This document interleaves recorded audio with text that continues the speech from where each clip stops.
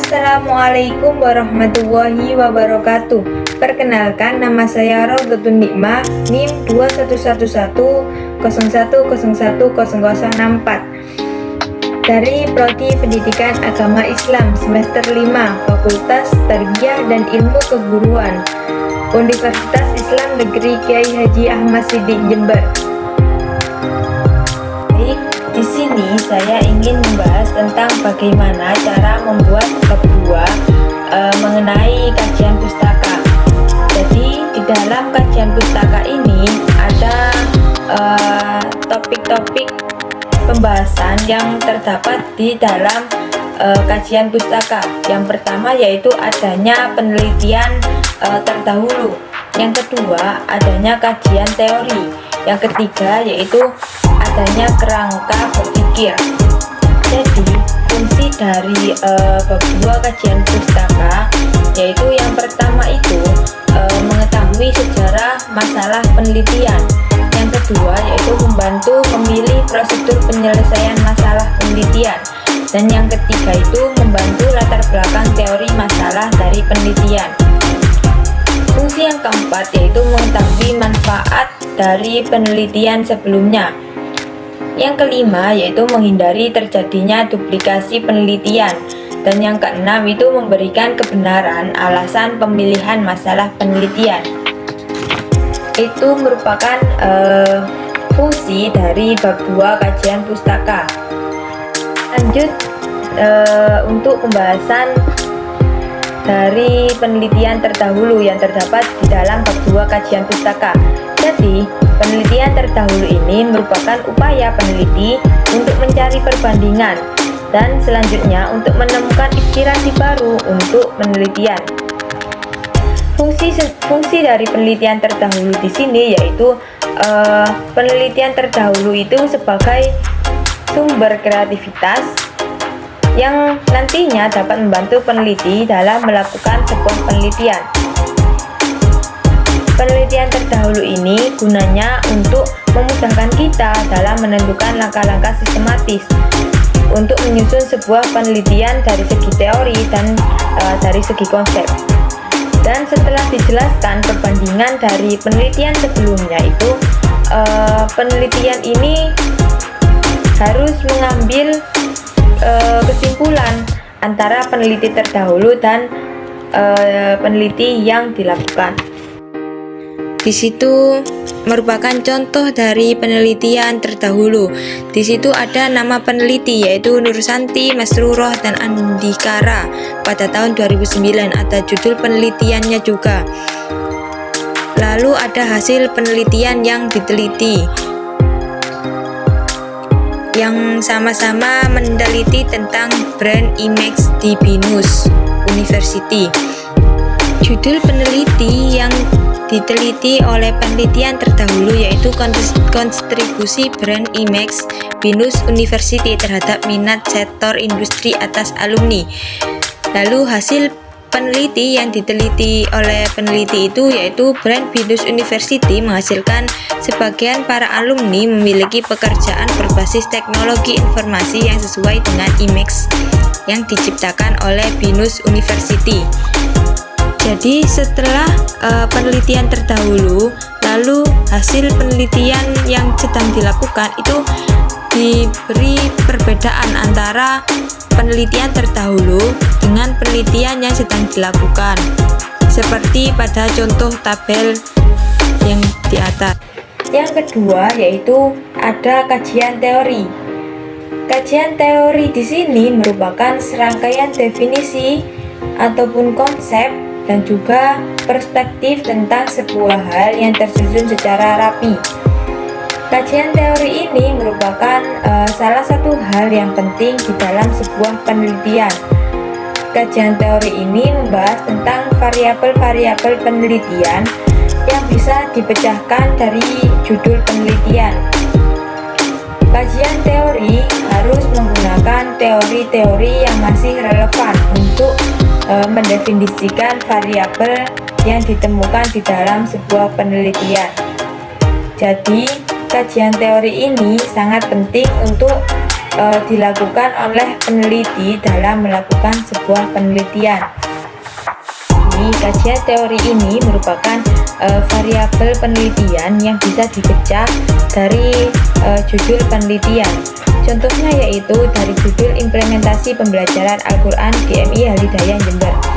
Fokus kajian teori yang pertama yaitu implementasi pembelajaran Al-Quran, dan fokus kajian teori yang kedua yaitu tentang pembelajaran Al-Quran.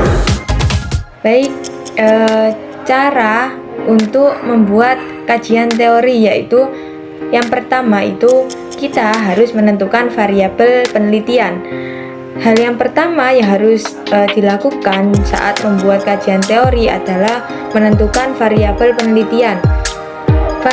Variabel ini menjadi hal yang pertama yang harus ditemukan dan dikumpulkan. Variabel yang baik adalah variabel yang relevan dengan penelitian dan dapat diamati dan juga dapat diukur. Yang kedua yaitu mengambil sumber referensi. Setelah variabel ditentukan, peneliti dapat mengambil referensi yang bisa berasal dari berbagai sumber. Sumber referensi umumnya itu berasal dari buku dan laporan penelitian. Akan tetapi bisa juga mengambil sumber dari publikasi ilmiah, artikel ilmiah atau jurnal penelitian. Dari berbagai sumber tersebut maka bisa didapatkan sumber referensi utama, yang mana sumber referensi tersebut memiliki peran penting untuk membandingkan peneliti yang dilakukan dengan penelitian terdahulu yang pernah dilakukan dan relevan dengan penelitian yang saat ini dilakukan. Yang ketiga yaitu menyortir referensi yang relevan. Langkah selanjutnya yaitu menyortir referensi yang relevan dengan penelitian.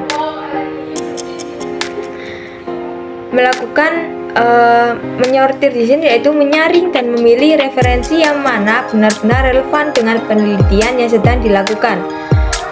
Cara yang keempat yaitu mencari dan membandingkan variabel, yaitu dengan mencari dan juga membandingkan variabel yang satu dengan variabel yang lain. Variabel sendiri merupakan komponen yang menjadi titik perhatian di dalam sebuah penelitian. Cara yang kelima yaitu mengambil dan membandingkan variabel setelah itu, yaitu peneliti mengambil variabel yang sudah dibandingkan dan dipilih tersebut, kemudian melakukan pengujian, membandingkan dan juga menentukan posisi dari berbagai variabel yang ada. Cara yang keenam yaitu membaca topik penelitian.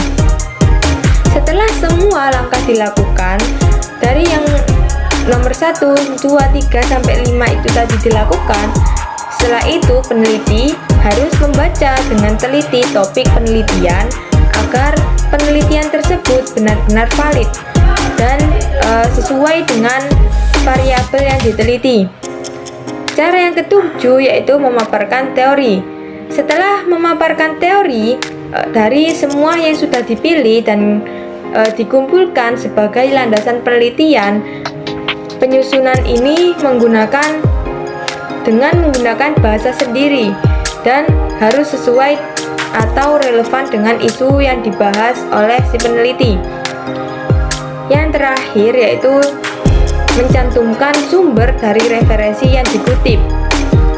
Langkah yang terakhir ini harus dilakukan dan harus mencantumkan sumber referensi yang telah diambil atau dikutip agar referensi tersebut itu tidak agar terhindar dari plagiarisme.